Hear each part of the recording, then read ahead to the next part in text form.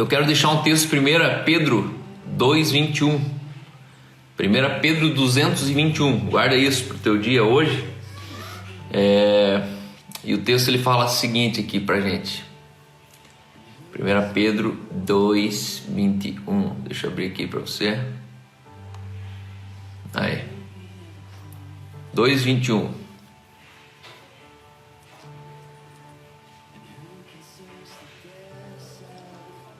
1 Pedro 2.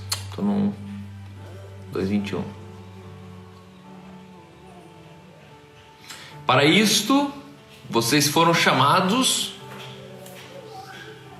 pois também Cristo sofreu no lugar de vocês, deixando-lhes exemplo, para que sigam seus passos. Mais uma vez, 1 Pedro 2:21. Para isso vocês foram chamados, pois também Cristo sofreu no lugar de vocês, deixando-lhes exemplo, para que sigam os seus passos. Eu e você aqui no Brasil, principalmente, a gente não tem tanto costume de caçar. Mas quando o texto está falando sobre os passos, eu entendo que isso me leva dentro de uma... Passos e pegadas são caçadores. Quando você vai para a Alemanha, vai para a Califórnia, vai para Canadá, você vai perceber que é uma coisa muito natural das pessoas, elas têm o hábito de caçar. Então na Alemanha você caminha assim no meio das plantações, você vai ver algumas cabines onde caçadores, eles por hobby, por prática de esporte, eles caçam. Cada animal tem sua pegada e cada pegada tem o seu comportamento. Os animais eles têm diferentes comportamentos dentro de uma floresta. E como que você faz a leitura do comportamento de um animal? Você faz a leitura do comportamento baseado nas pegadas que você descobre dele. Então você vê pegadas na neve, você vê pegadas no barro, você vê pegadas as patas que arranharam as árvores. E quando esse texto aqui fala, por isso sigam os seus passos, ele está falando aqui sobre Jesus, que vocês foram chamados também por Cristo, porque ele também sofreu no vosso lugar. Você sabia que Jesus tinha uma vida de sofrimento? Olha que contradição com aquilo que a gente escuta. A gente escuta que na verdade a gente é crente para a gente sair de uma vida de sofrimento, mas na verdade a gente é crente para saber entrar numa vida de sofrimento. Não seja ingênuo, no mundo tereis aflições. Jesus ele já deixou muito óbvio e claro, no mundo tereis aflições. É por isso que existe tanta gente decepcionada, tanta gente desviada, existe tanta gente desacreditada da igreja, desacreditada de um pastor, porque a sua ingenuidade foi para a religião, foi para a igreja universal, foi para a igreja assembleia, foi para a igreja batista e falou, agora meus problemas acabaram. Ei, teus problemas na verdade eles começaram. Por quê? Porque você é um solucionador de problemas. Se existe uma expectativa que Deus tem na sua vida, é que você seja um solucionador de problemas. A questão é que você precisa entender as pegadas de quem você está assistindo, você está observando quais pegadas. Nesse mundo aqui você tem as pegadas do homem de negócio, você tem as pegadas de uma mulher de sucesso, você pode analisar as pegadas de um político influente, você pode basear sua vida nas pegadas de um multimilionário, dono de uma multinacional. E as pegadas que você observa são as pegadas que você segue, as pegadas que você observa, as pegadas que você para analisar, são os percursos que você segue. E esse texto está dizendo assim, por isso sigam sigam os seus passos. Sigam o exemplo de Jesus seguindo os seus passos. Jesus nesse mundo ele tinha um percurso. Jesus tinha um percurso. Jesus ele sabia como sentar com o pobre. Jesus sabia se ele sentava com o rico. Jesus sabia se ele parava no boteco. Jesus sabia se ele entrava na casa de pecadores. Imagine que 33 anos de Jesus, se você pudesse olhar assim um mapa dos 33 anos e conseguisse analisar as pegadas de Jesus. os footprints de Jesus, os steps de Jesus, o tracking de Jesus. Se você pudesse acompanhar a trilha que Jesus fez nesse mundo, você ia se surpreender aonde ele estava no dia 31 de julho. Você ia se surpreender que 30 dias depois ele estava já em outro lugar. Você ia se surpreender lugares que ele entrou. Você ia se surpreender lugares que ele desviou. Você ia se surpreender com horários que Jesus talvez acordou e saiu caminhando. Por isso, entenda na sua mente que o seu gabarito, o seu padrão, ele precisa ser um pouco mais orientado pelos passos de Jesus. Se Jesus hoje vivesse dentro das suas calças, que rotina ele teria hoje? E eu não estou falando para você assim, comer gafanhoto, começar a se vestir só com pele de ovelha. Não estou falando de você viver uma vida obsoleta. Eu não estou falando para você tentar ser Jesus na época dele. Eu estou perguntando, se Jesus vivesse a sua época hoje, qual seria a rotina de Jesus? O que Jesus preservaria? O que Jesus, na verdade, ele priorizaria? Então guarde isso para você. 1 Pedro 2:21, 1 Pedro 2:21. Para isso vocês foram chamados, pois também Cristo sofreu no lugar de vocês, deixando-lhes exemplo para que sigam os seus passos. Jesus sofreu, estou falando em espanhol já. Jesus sofreu no nosso lugar. Se eu quero seguir o exemplo dele, a primeira coisa que eu já preciso colocar na mente é que eu vou sofrer no lugar de alguém. Você vai levar o dano, você vai talvez levar a pior parte. Só que quem é mais maduro, só quem é mais maduro consegue levar o dano. Só quem é mais forte consegue assumir o dano, consegue entrar na frente para proteger. Eu costumo entender a vida dizendo que a vida tem dois lados. Existe o lado daqueles que são servidos, aqueles que pegam emprestado. Existe o lado daqueles que precisam ganhar, os que recebem. E aí existe outro lado da mesa da vida, que são aqueles que servem, são aqueles que dão emprestado, que emprestam, são aqueles que dão normalmente, são sempre aqueles que estão dando, não recebem. E existem aqueles que protegem, aqueles que se expõem, que correm o risco. Que lado da vida você quer estar? Um lado é confortável, outro lado, na verdade, é honroso. Um lado você vive usufruindo, do outro lado você vive escrevendo uma história. Todos aqueles que viveram no conforto provavelmente passaram em branco na história, passaram em cinza na história. Você viveu uma vida tentando se guardar, viveu uma vida tentando alcançar o teu lugar de segurança e proteção, talvez pode te deixar anônimo para o resto da existência, para o resto da vida. Mas se você entrar, assumir na tua vida que você quer mudar de lado de mesa, ou seja, perder para você já é um acordo inicial. Servir para você, ser usurpado para você já é uma coisa previsível.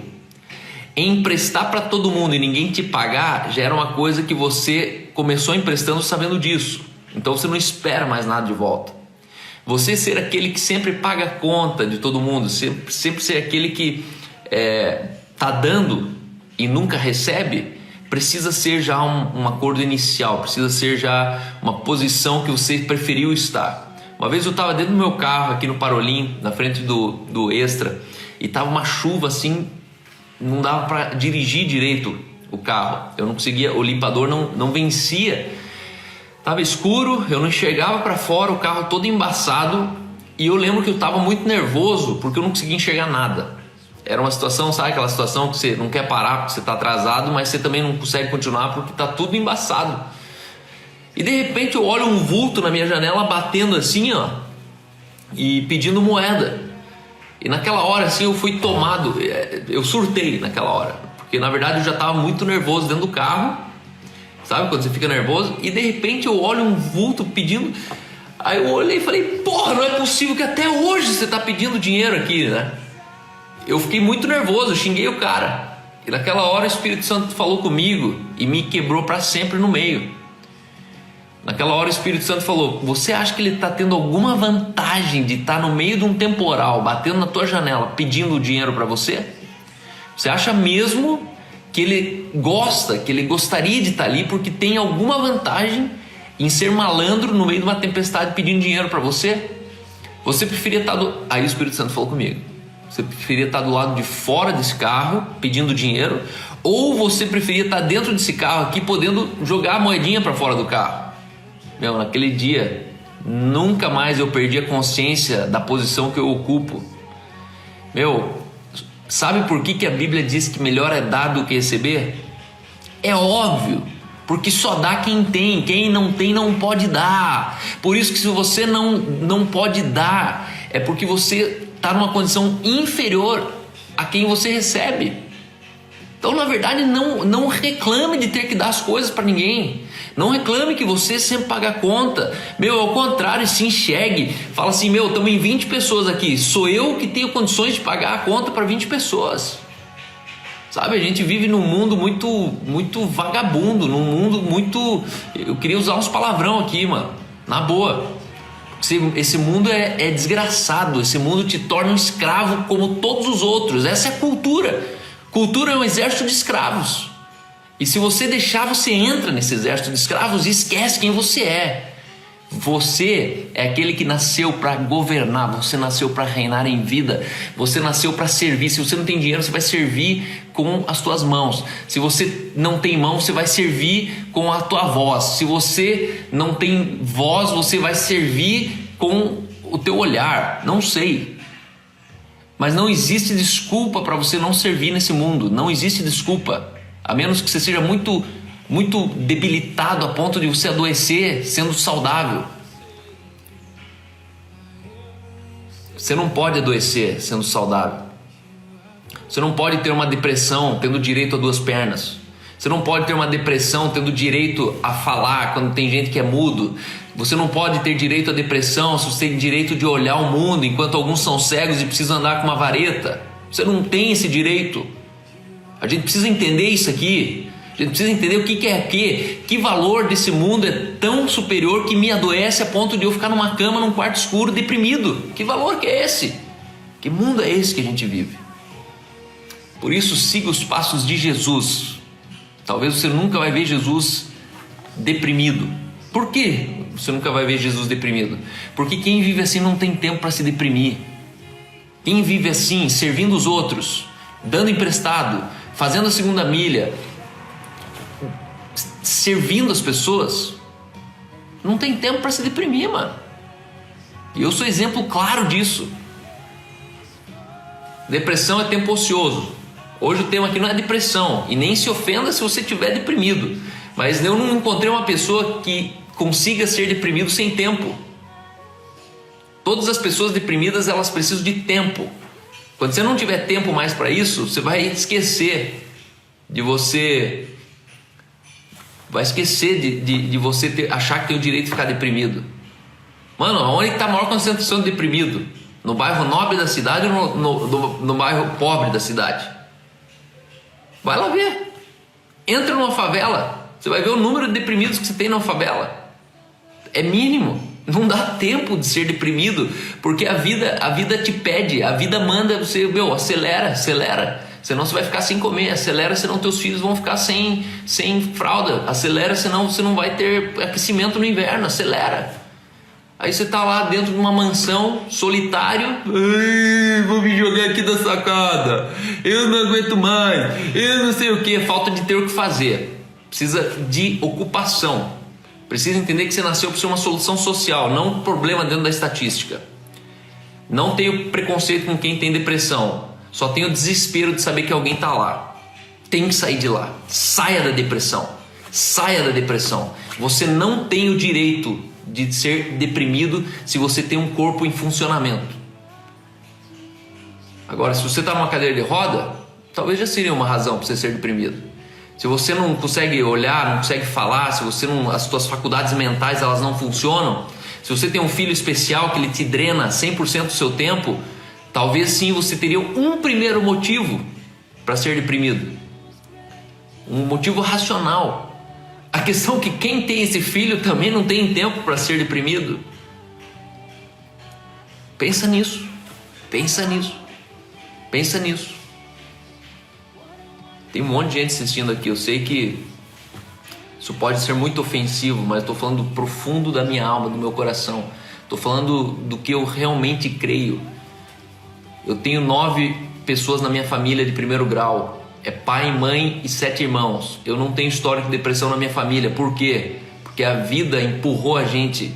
A vida atropelou a gente. A gente sofreu demais. Meus irmãos sofreram demais. E não deu tempo de eu pensar que podia ter uma segunda opção de eu me deprimir. Então, agora, sem muitas delongas, obrigado por todos vocês que estão aqui comigo. Quero chamar meu amigo Jamal Júnior. Jamal, cadê você, Jamal? Jamalzão. Jamal. Ih, será que o Jamal esqueceu de entrar hoje? Bom, a princípio ele não está aqui ainda. Jamal, cadê? Jamal. Deixa eu escrever para ele aqui no... Mas é isso aí, pessoal. Obrigado pela presença de vocês aqui hoje. Cadê? Tá aí.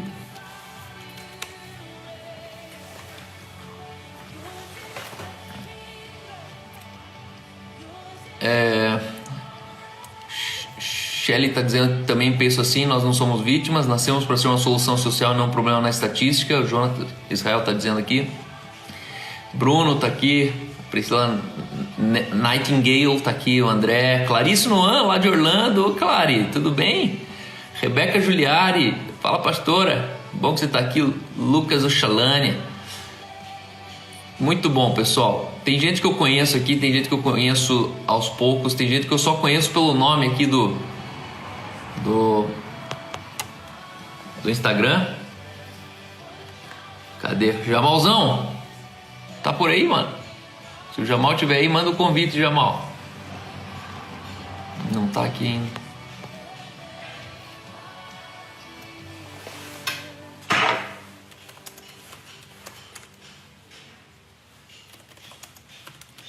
Hoje é sexta-feira. Ó, Boqueirão não sai de mim, mano. Eu fico lembrando até do Boqueirão. Jamal esqueceu da gente, pessoal. Só pode. Mas tava boa a conversa aqui, não tava? Fala a verdade. Até me empolguei aqui, hoje é 11h30. É pra ser só 5 minutinhos. O Jonathan aqui. Ô, Jonathan, nos conhecemos de GKPN. Que legal, cara. Muito bom, GKPN. Falei aqui ontem sobre GKPN. Cadê?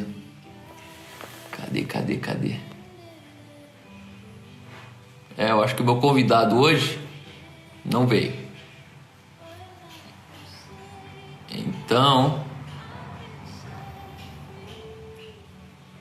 Chama alguém que tá online aí pra falar com você. Posso chamar o Bruno aqui? Brunão? Venha. Posso te chamar aí, Bruno? Manda solicitação aqui, Bruno Anciuti. Tem um testemunho bom. Tem um testemunho maneiro. Bruno Anciuti. Vamos conversar então, Bruno? Enquanto o Jamal não chega. Te apresentar para as pessoas. Chama a Aline. Tá mandando chamar a Aline aqui, amor. Ó, a Aline já tá correndo ali, ó, já levantou, saiu até da sala.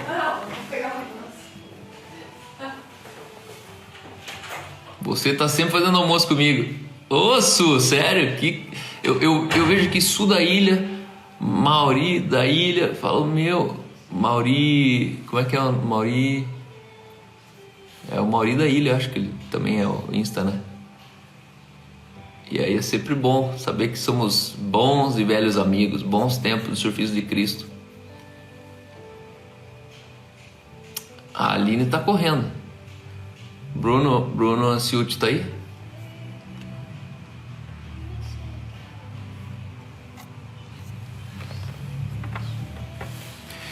Nós na Travel tá dizendo que depressão é falta de pressão. Se você não reagir, a pressão é maior. Faz sentido, muito bom mesmo. Então, peraí.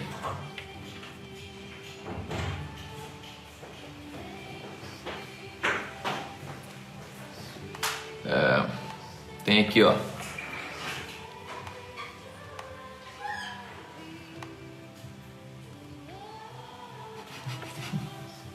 Beleza, Bruno. Sem problema. Aline, quer entrar? Dá oi? Ah, entra aí. O pessoal tá pedindo. Não, hoje me deixaram na mão aqui. Beleza? Deixa eu falar aqui, ó.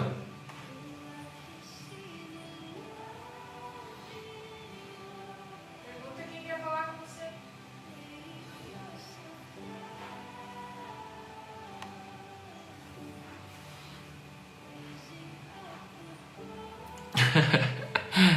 Ó, estão te chamando?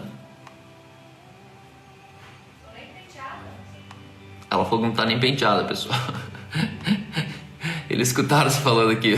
O que, o que?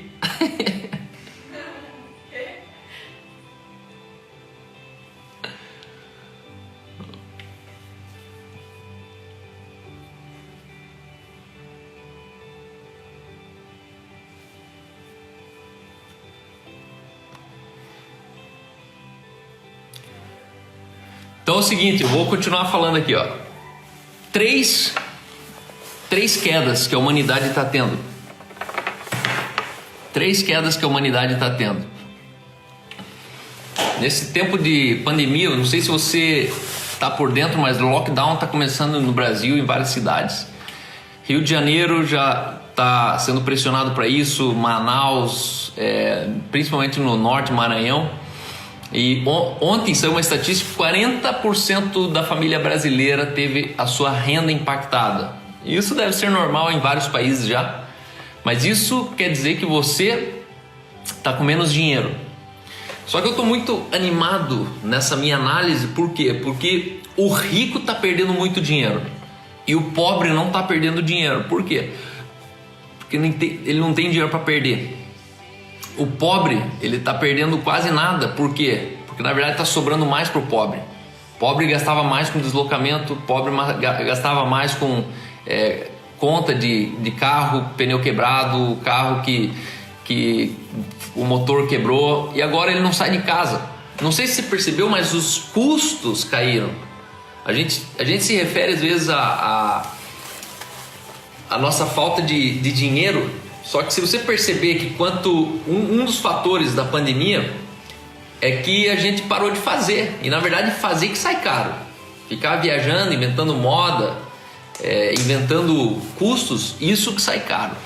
Então, se você pensar que todo mundo ficou em casa, diminuiu drasticamente o número de acidentes. Não sei se você sabe disso. Só essa BR aqui, ó, entre Curitiba e São Paulo, já matou mais que a Segunda Guerra Mundial. Sabia disso? As BRs, elas estão ainda mais vazias. Os acidentes de trânsito caíram lá embaixo. As ocorrências, elas caíram lá embaixo. Isso tudo são efeitos colaterais de quem entendeu que tem que fazer menos. Quanto menos a gente faz, mais hibernando a gente fica, menos custo a gente tem. Obviamente que você deve ter dobrado quase o custo de água, o tanto que você gasta de água em casa. Você deve ter gastado mais gás, você deve ter gasto mais energia, e tá tudo bem. Só que isso é pouco comparado a tudo que a gente gastava numa vida de turismo, uma vida de muita saída, muito restaurante, muito isso, muito aquilo. E aí eu cheguei a 3 pontos que a pandemia, ela está fazendo a humanidade cair para cima.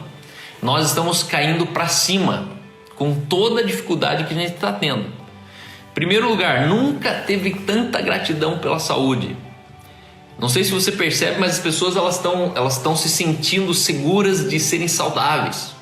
As pessoas estão se sentindo motivadas a fazer exercício físico.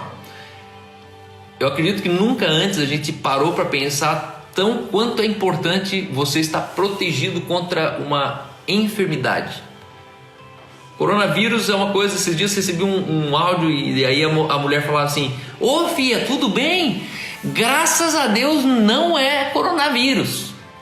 Aí a filha perguntou: mas então o que era, mãe? O que era a infecção do nosso irmão? Era só dengue hemorrágica, mas graças a Deus não é coronavírus. E era muito engraçado esse áudio, porque dava para perceber o alívio dela de não ser coronavírus, mas ela nem sabia o que era dengue hemorrágica. E aqui eu percebo que as pessoas, elas de fato, elas no subconsciente, elas estão pensando isso.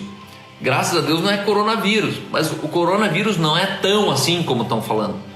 Não é mesmo, fica tranquilo. Nossa, bateu recorde de pessoas que morreram no Brasil. Morre mais gente de tuberculose no Brasil do que coronavírus. Não sei se sabe disso. Por ano é 300 mil pessoas morrem no mundo de tuberculose. Até hoje não chegou nem perto a morte de coronavírus ainda, no mundo inteiro. De um ano só. A gente está falando de uma pandemia global. Então, a gente precisa entender as proporções. A tuberculose não é tão contagiante assim. Só que ela talvez é mais letal, muito mais letal. Tuberculose é muito mais letal do que a letalidade do coronavírus. O problema do coronavírus é que ele é altamente contagioso e minimamente letal. O coronavírus ele acentua uma enfermidade de quem já estava doente antes. Raramente você vai ver uma pessoa morrendo do coronavírus, você vai ver ela morrendo de outras enfermidades, obesidade, pressão alta, diabetes, uma anormalidade. E então, eu conversei esses dias com um amigo meu e a gente tem falado aqui que, você precisa crer que maior que está em você do que o que está no mundo, maior que está em nós do que o que está no mundo, e no mundo está incluído o coronavírus. No mundo está incluído a alta do dólar, no mundo está incluído o despencamento da bolsa de valores. Maior é o que está em nós, maior é o que está em você do que todos aqueles que estão na circunstância. A circunstância nunca vai ser maior do que você se você deixar. Se você permitir que a sua circunstância seja maior do que o que está dentro de você, aí talvez sim venha a depressão, porque falta a pressão daquele que está sobre a tua circunstância. É o que a Mari acabou de comentar com a gente. E eu acredito que a gente precisa se atentar melhor para a nossa saúde. A gente precisa se atentar melhor. Eu nesse sabático de 10 meses, nos últimos 3 meses, sem coronavírus, sem nada, eu comecei a perceber alguns ralos que eu tinha na minha saúde. Comecei a perceber algumas inflamações, algumas alergias que eu tinha. E comecei a prestar atenção no que eu estava comendo. Eu sem fazer dieta, eu apenas comecei a entender melhor o ciclo de alimentação. Eu deixei nos meus últimos 3 meses 10 quilos para trás. 10 quilos a mais que eu tinha, e eu não era obeso. Eu era apenas sobrepeso. Pelo meu IMC, eu estava acima da normalidade do meu peso. E aí eu comecei a me atentar o quanto a gente deposita muito tempo naquilo que adoece e pouco tempo naquilo que te mantém vivo. A coca te adoece, o hambúrguer te adoece, o carro que você nunca mais andou e caminhou na rua, ele te adoece. Por quê? Porque você começa a ficar sedentário. A gente investe no que é sedentário. Ó aqui, ó, quem está aqui.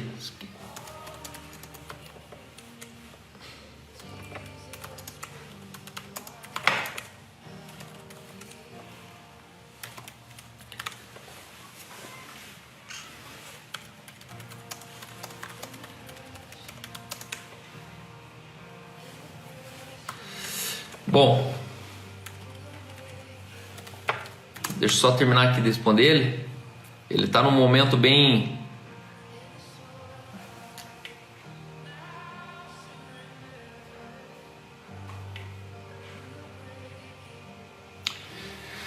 Tá explicado aqui.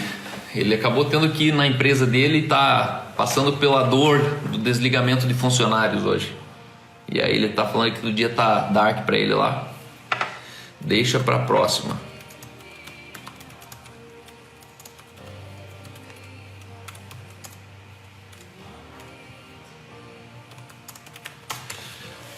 Jamal tá pedindo oração aqui e a gente vai orar por ele no final aqui, mas a esposa dele tem um dos maiores salões de beleza da cidade deles lá, e provavelmente hoje ele está passando pela dor de ter que mandar colaboradores dispensando eles da empresa. Então tá explicado aqui. Mas voltando aqui, falando de saúde, a gente investe demais naquilo que deixa a gente doente e investe de menos naquilo que deixa a gente disponível, que deixa a gente saudável. no nível hormonal, no nível vitamínico, mineral. Tudo isso são ligações químicas que o teu corpo ele precisa. Então a gente investe mais no fast food do que na comida de alta densidade nutricional. Você sabia que se você comesse direito, você teria todos os remédios que você compra dentro da alimentação? A tua alimentação é o teu próprio remédio. A questão é que a gente não se alimenta mais como deveria. Por isso que aí a gente precisa comer lixo e comprar o remédio para o lixo que a gente come.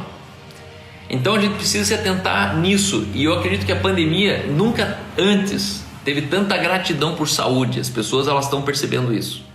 Número 2, nós estamos caindo para cima. É uma queda para cima da humanidade, porque nunca houve tanta consciência no valor dos relacionamentos. Eu acredito que isso reiniciou para muita gente, reiniciou um tempo de reflexão sobre, cara, quanto vale meu pai? Talvez você nunca passou pela dor de passar um dia das mães sem ir lá abraçar tua mãe. É gente que tem uma sogra, metade da casa que está feliz, que não vai precisar abraçar ela no dia das mães, a outra metade está triste. Que metade é da sogra, metade é da mãe. Não, tô brincando, minha sogra, te amo demais. Mas na verdade minha sogra não quer abraçar a gente. Minha sogra está enclausurada faz 70 dias já que ela está literalmente guardada na gaveta. Ela só me assiste pela janelinha aqui. Ela deve estar aí me assistindo. Só que hoje a gente percebe o quanto minha sogra faz falta aqui. Minha sogra faz falta no almoço, faz falta a comida dela, faz falta as crianças estão pedindo para ela. E eu creio que a gente precisa investir muito mais tempo e dinheiro em relacionamentos do que tempo e dinheiro em trabalho. Eu canso, assim, uma ofensa para mim, o cara ele viver a vida em cima das passadas do trabalho dele e eliminando pessoas que estão no meio falando assim, desculpa, não vou poder porque eu estou trabalhando, desculpa, preciso ir embora porque eu tenho que acordar cedo amanhã, desculpa, e no final a gente prioriza muito mais o trabalho do que as pessoas. Você sabia que você prioriza aquilo que você valoriza? Aquilo que se valoriza é o que se prioriza. E quando você prioriza, você não percebe, mas você deixa transparecer para as pessoas o quanto você valoriza aquilo. Então, se você quer saber o que realmente importa para uma pessoa, analise o que ela prioriza. Você vai ver que ela prioriza mais o dinheiro dela do que o filho dela. Você vai ver que ela prioriza mais, porque se ela não fizesse isso, ela não trabalharia tanto. A gente não trabalharia tanto, porque trabalho que você vende teu tempo é um nível de escravidão. Nunca na história nós vivemos um tempo de tamanha escravidão do que esse tempo chamado hoje. A questão é que antigamente os escravos eles estavam na senzala. Hoje os escravos eles andam de iPhone, terno e gravata, recebem um carro novo para poder ter um status, só que eles não têm tempo. A escravidão contemporânea é marcado pelo tempo que você não tem.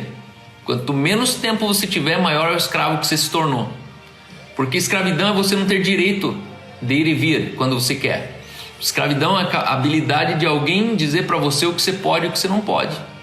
E é isso que um lugar alto na carreira faz. O CEO de uma empresa é o primeiro entre os escravos. O CEO de uma multinacional é o maior dentre os escravos. Primeiro porque a empresa não é dele. Então ele é o primeiro funcionário da empresa.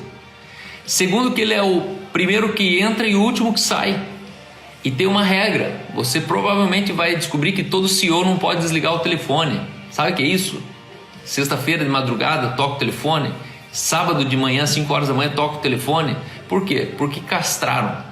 Você tem tanto de carro para você usar. Você pode escolher o carro que você quiser. Você pode morar onde você quiser. A empresa paga onde você quiser. Só que tem o teu tempo é nosso. Que vida medíocre é essa? Que vida medíocre é essa que você tem tudo, mas o tudo que você precisa eles tiram de você? Porque você não faz nada sem tempo. O tempo é o ativo. É o recurso mais precioso que um ser humano tem. O tempo que você vendeu é a vida que você não viveu. O tempo que você vendeu é a vida que você não viveu e nunca vai viver. Pegue todas as horas trabalhadas de uma empresa, pegue uma empresa que você trabalhou e foi mandado embora. Você foi mandado embora, teve um acerto, você gastou o acerto e agora soma todas aquelas horas e soma em anos de vida que você perdeu. Você não vai viver eles. Nossa, eu não vou viver eles, mas eu já vivi. Como que você viveu? Você viveu trabalhando. Aí o dinheiro que você tem, na verdade, já gastou. Por quê? Porque viver daquele jeito ali te dá muito prejuízo. Aí você pagou um plano de saúde que você não usou, porque você não fazia nada, você só trabalhava.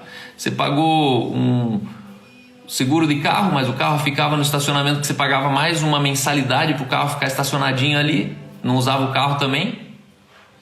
É impressionante isso. Vida é o tempo que você pode desfrutar. Com carro, sem carro, com bicicleta, morando num apartamentinho, morando numa mansão, não importa onde você mora, importa o tempo que você tem. A questão é que a gente está tão escravizado que a gente não sabe o que fazer com o tempo se não tiver dinheiro. É ou não é? Por isso você corre muito atrás do dinheiro, achando que o dinheiro vai te dar.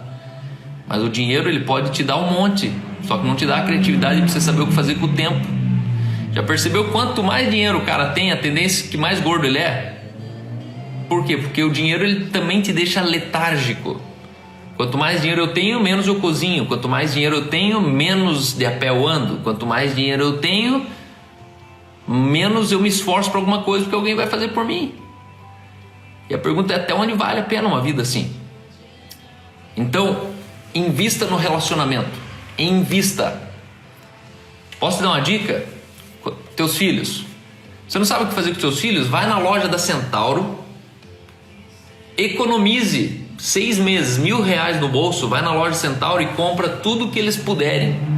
Compra um longboard, compra um patinete, compra um patins, compra tudo do melhor, porque ninguém toca bem viola velha.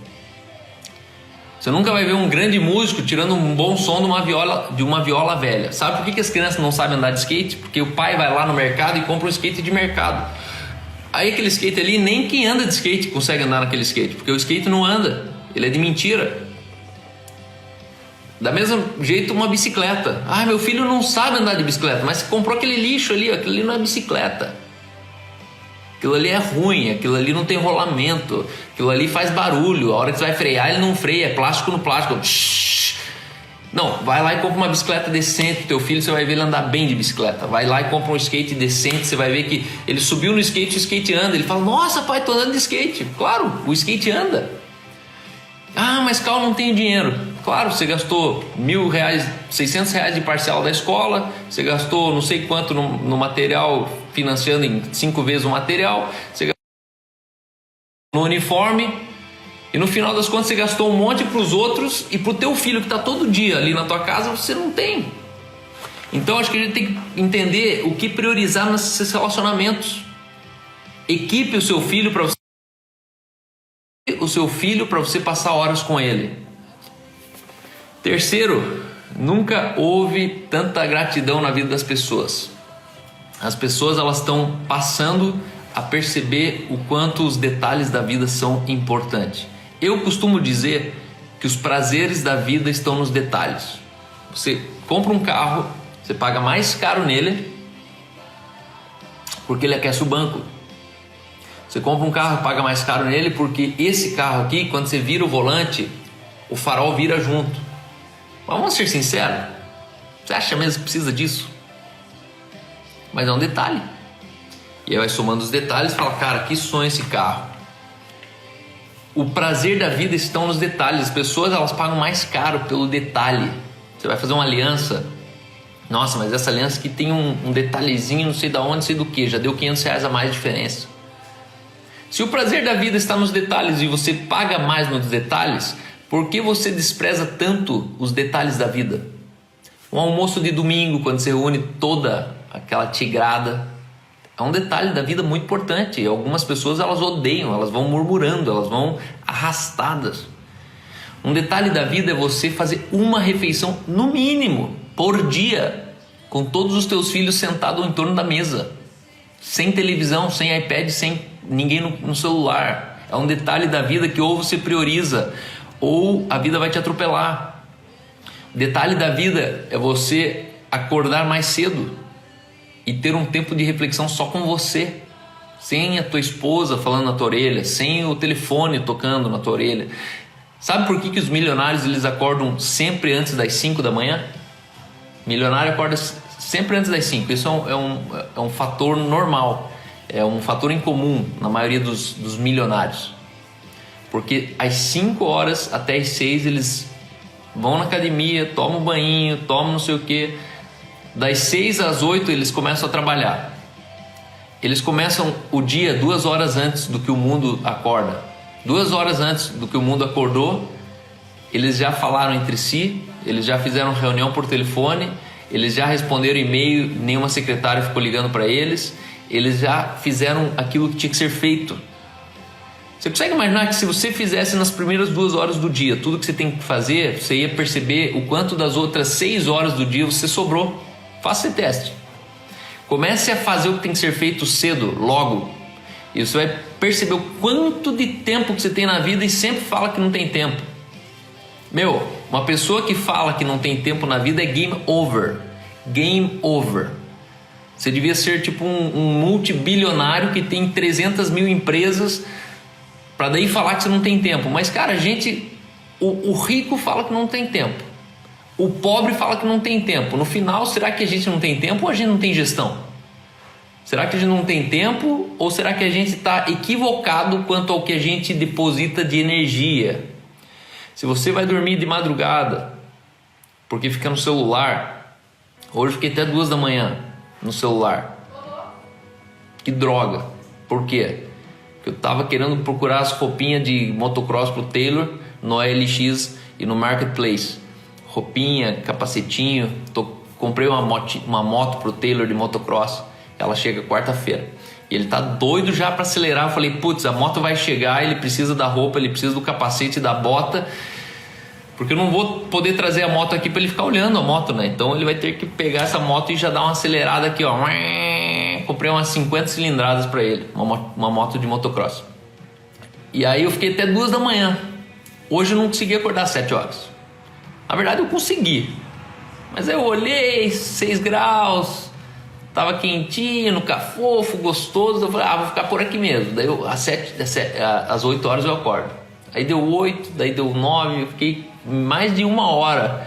De 10 em 10 minutos eu desligava o snooze,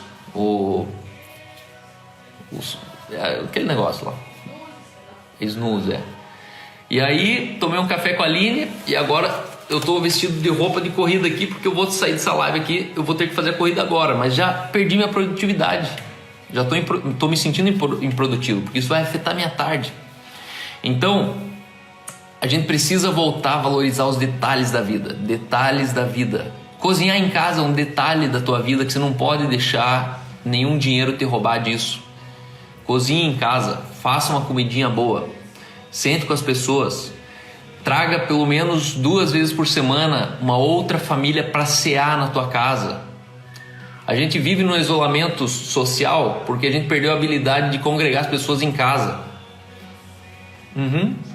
Então você não tem dinheiro para ir no restaurante, você não sai com ninguém. Mas quem diz que para você se relacionar com alguém você precisa ter a porcaria do restaurante? Você não precisa ir no restaurante, porque é estupidez ir no restaurante com 3 filhos e gastar horrores de dinheiro. Eu olho hoje assim e falo, cara, eu não vou deixar 200 conto naquele restaurante para 2 horas que a gente sentou lá. Aliás, hoje eu vou no mercado e eu fico de consciência pesada que custou R$300 a compra. Mas quando eu olho a compra com R$300 e olho o que eu comprei, eu falei, não vou economizar. Se tem um lugar que eu e você a gente não pode economizar é no mercado. Não economize no mercado. Opte por um mercado, obviamente, com preço melhor. Tá? Aqui tem o Max, tem o Atacadão, tem o Mufatão. Beleza, procure o melhor mercado. A moda é pagar menos, guarde isso. A moda nunca vai sair de moda pagar menos. Então, pague menos. Só que não economize no mercado. Não se prive no mercado. Não chegue no mercado e fala assim, não, vou economizar nisso, naquilo. Tá, beleza, mas de noite você vai no cachorro quente. Aí você vai deixar R$80 num cachorro quente. É melhor você, né? Eu tô falando eu com 3 filhos no caso, né? O cachorro quente que eu vou aqui é R$15 o alcatra que eu como. Na verdade, não vou lá nem porque é cachorro quente, é pão com carne, praticamente. Não curto muito cachorro quente.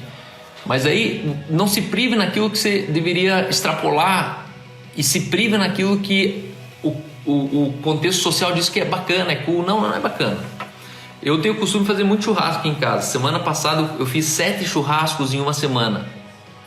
Era churrasco atrás de churrasco atrás de churrasco. Chegou uma hora assim que eu comi um churrasco hoje, eu só ia jantar amanhã à noite, assim. Porque eu tava falando, cara, é muita carne. Só com R$100 você faz um churrasco para 4 pessoas, mais as crianças em volta. Aí a pessoa fala, nossa, todo dia fazendo churrasco.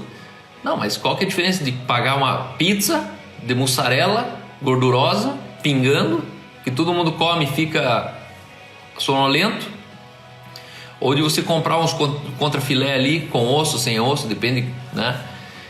E você sentar as pessoas ali, tomar um bom suco de uva natural, um bom vinho e trocar uma ideia de 3 horas. Segredo de estado: em tempos de crise, faça mais churrasco.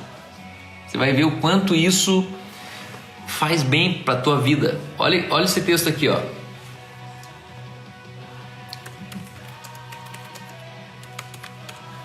Tem um texto bacana que fala sobre isso.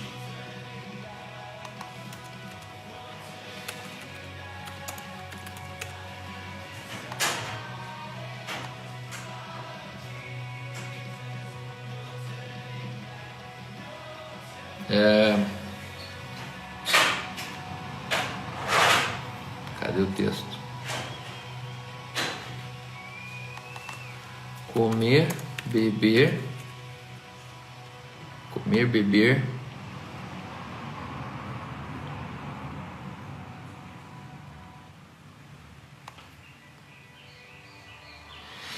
Não há nada melhor para o homem do que comer, beber e fazer que a sua alma goze o bem do seu trabalho. Comer, beber.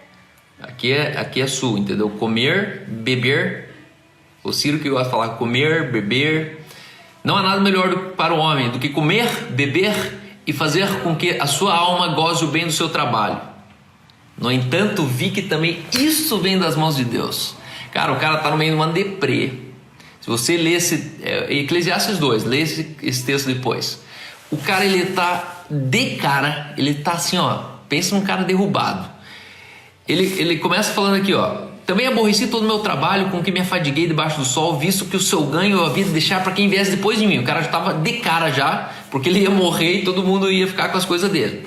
E quem pode dizer se será sábio e astuto? Contudo, ele terá domínio sobre o ganho das minhas fadigas e sabedoria debaixo do sol. Mas isso também é vaidade.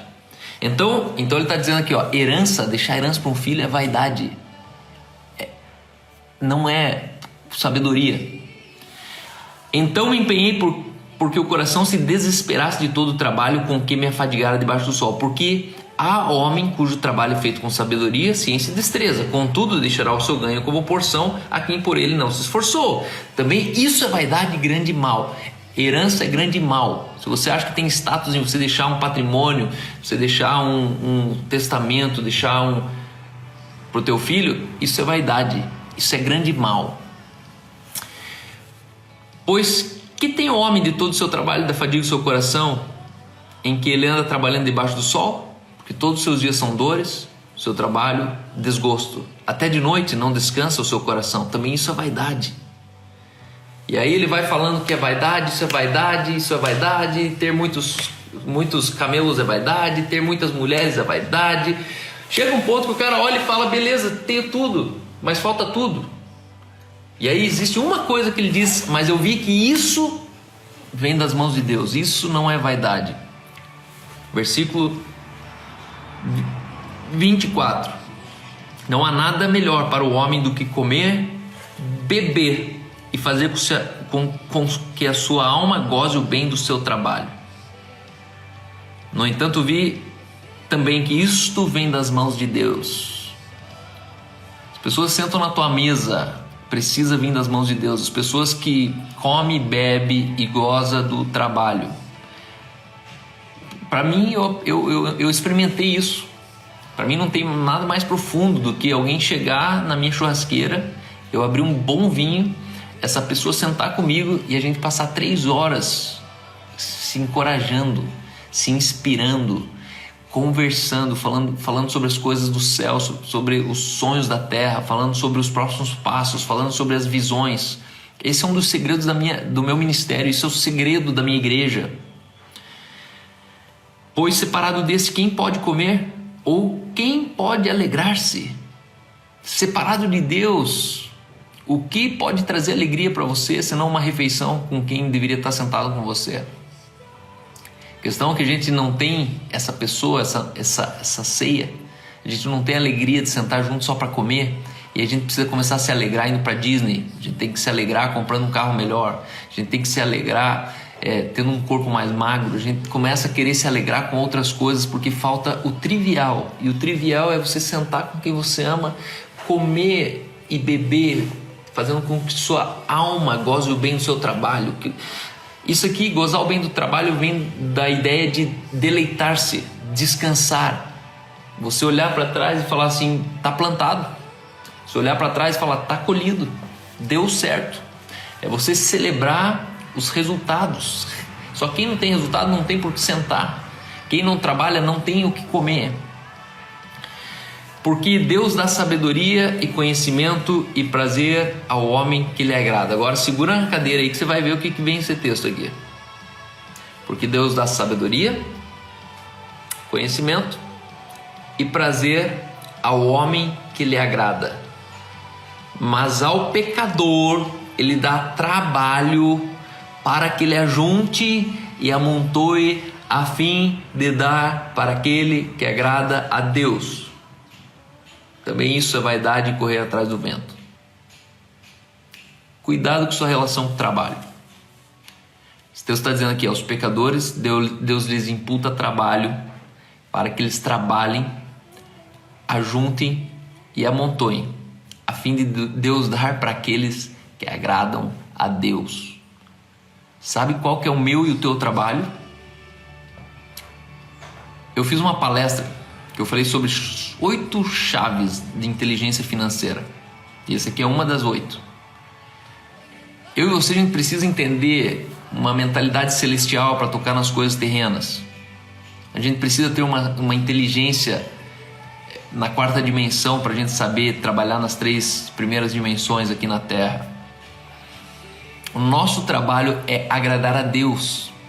Se Deus se agrada do que você faz, Ele vai te remunerar por isso. Um amigo meu falou aqui para mim, Cal, você pode perder o seu emprego, mas você nunca vai perder o seu patrão. Você pode ter um canal de renda comprometida, mas você nunca vai ter a sua fonte de renda ameaçada. Não, sua fonte de renda é uma só, canal de renda tenho vários. Eu hoje, Cal, tenho pelo menos 5 canais de renda, 5. Uns dá mais, outros dá menos, esse mês um seca, o outro triplica, o outro aparece. Você pode ter muitos canais de renda, mas você tem uma fonte de renda e essa fonte não seca. Você tem muitos trabalhos, mas você não tem um patrão, um chefe. Teu chefe é o teu Pai Celestial. E a Bíblia, ela promete aqui, ó, eu estou lendo Eclesiastes 2, debruça teu coração nisso. Você vai parar de achar que as coisas vêm do teu trabalho. Não vem do teu trabalho. Trabalho é consequência de quem agrada a Deus. Trabalho é consequência daqueles que agradam a Deus. Qual é o nosso trabalho, Cal? Agradar a Deus. E aí você vai perceber que Deus te remunera quando você pega teu filho e vai dar uma volta na quadra com ele. Mesmo que você deveria estar no escritório. E você se sente improdutivo, porque a pressão social vai falar assim, você devia estar lá. Você não está trabalhando. Eu não estou trabalhando, mas andando uma volta na quadra com meu filho é o quê? Eu aprendi uma coisa na vida. Guarde a frase, Deus se agrada disso. Responda para as pessoas, afirme para as pessoas assim, ó, ei, Cal, Deus se agrada disso. Quando alguém pega e escreve Cal, comprei um carro novo. Escreva para eles, Deus se agrada disso. Cal, eu consegui comprar minha casa. Deus se agrada disso. a gente deveria basear a nossa vida naquilo que realmente agrada a Deus. O que não agrada a Deus a gente deveria largar, parar de perder tempo. Vocês estão deixando de viver. Precisamos urgentemente amparar toda a nossa vida em uma coisa só: fazer o que agrada a Deus. Mas eu falei aqui sobre 3 quedas que a humanidade está tendo para cima com a pandemia: gratidão pela saúde, valorização de relações como nunca antes e gratidão como costume, como estilo de vida. Eu sei que tem gente aqui que está cozinhando, outros estão trabalhando, outros estão ouvindo, talvez dentro do carro, mas escreve aí pra gente o que ficou pra você. A Paty está dizendo que desfrutar não é fácil ainda. A Su está dizendo que gestão de tempo realmente muito importante. Muito bom. Gestão de tempo para mim é uma prioridade número 1. Se você souber você fizer gestão de tempo, você acerta em todas as outras áreas. Você acerta num casamento, você acerta nas finanças, você acerta nas viagens, você acerta nas férias, você acerta... você vive o triplo com 1/3 da tua renda. Gestão de tempo é a tua capacidade de viver o triplo com 1/3 da renda.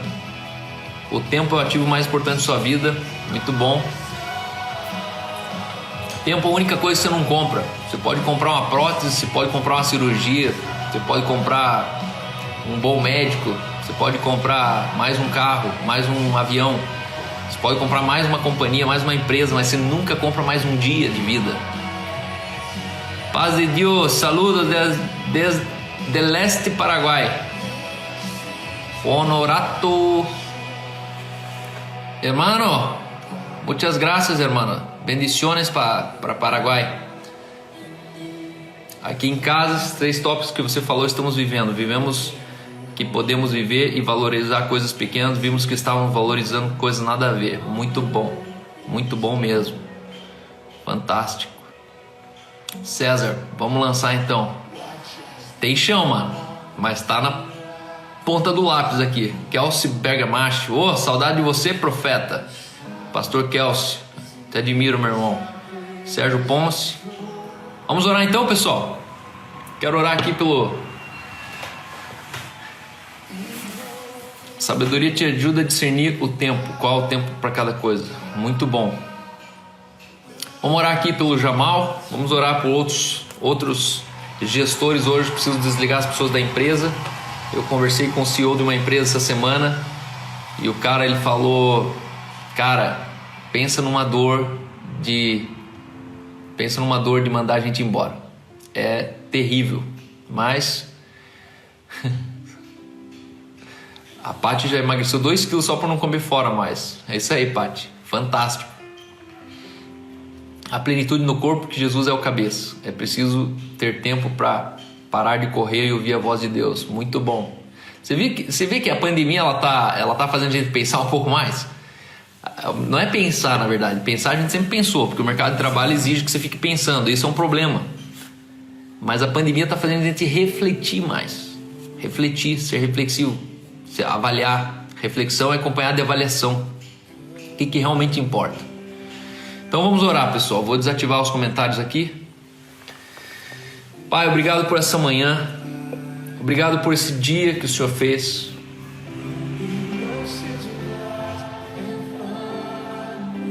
Obrigado pela vida do Jamal. Declaro o favor do Senhor, Pai. Declaro luz. Declaro palavras de vida eterna, Pai, quando Ele estiver desligando qualquer funcionário. É um dia tão difícil para quem constrói um time, Pai, para quem incorpora uma visão dentro de uma empresa e hoje precisa se despedir de alguns colaboradores, Pai. Eu oro para pessoas que talvez estão nos assistindo, que ganharam a conta hoje ou que vão ganhar ainda nessas próximas 24 horas. Pai, que eles não percam a noção de que o Senhor é a fonte de renda, Pai. O Senhor é o nosso supremo patrão, aquele que nos chamou à existência. E a tua palavra diz que o Senhor não deixa nem o lírio do campo, nem as aves que não semeiam nem colhem passar por nenhuma necessidade, quanto mais aqueles que o Senhor criou. Pai, nos leva, Senhor, a uma compreensão ainda maior do que entender que o Senhor se agrada disso. Nos leva, Senhor, a nos afirmarmos mutuamente de que Deus se agrada disso. Nos faz lembrar, Senhor, daquilo que realmente importa, daquilo que realmente agrada ao Senhor, Pai. Atitudes, Pai, que nós desprezamos, pessoas, Senhor, que nós ignoramos na rua, olhares, Pai, de compaixão que nós não estendemos mais para as pessoas. Deus, um tempo a mais, uma hora a mais, sentado numa mesa que nos custa talvez uma hora menos de sono, e que a gente não tinha coragem de investir mais tempo nas pessoas do que no sono nosso. Espírito Santo, levanta, Senhor, num tempo onde nós vamos viver baseado naquilo que agrada ao Senhor.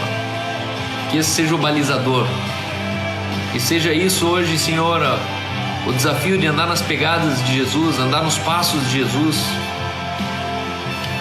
Nos leva, Senhor, a um nível mais excelente, Pai, de serviço, de ministério, um nível, Senhor, mais profundo, Pai, de relacionamento. Deus, nós não nos contentamos mais com relacionamentos frágeis, relacionamentos de mentira, relacionamentos que são fragilizados pelo status, que separam as pessoas pelas condições sociais que elas têm. Não, Deus, não deixa isso, Pai. Não deixa isso mais acontecer dentro da tua igreja, quando nós somos um corpo e nos relacionamos como se a gente fosse uma empresa, um clube, onde nós desprezamos aqueles que têm valor, valorizando aqueles que têm preço, aqueles que têm dinheiro, aqueles que têm carro melhor, casa maior. Deus, elimina do nosso meio, Pai, o preconceito, elimina do nosso meio os julgamentos, elimina, Senhor, do meio da tua igreja, Pai, o mundo que foi construído dentro da mente de cada um, que é tão pequeno e apertado, um mundo tão escravo, um mundo tão enfermo, Pai. Desconstrói, Pai, sonhos e visões que uma faculdade colocou dentro de um crente, e hoje ele é escravo daquilo e nem percebe. Deus, nos leva, Senhor, a uma vida que sentar, comer e beber e fazer que a nossa alma goze o bem do nosso trabalho seja realidade nas próximas horas. Deus, obrigado, Senhor, por cada um que está nessa manhã aqui.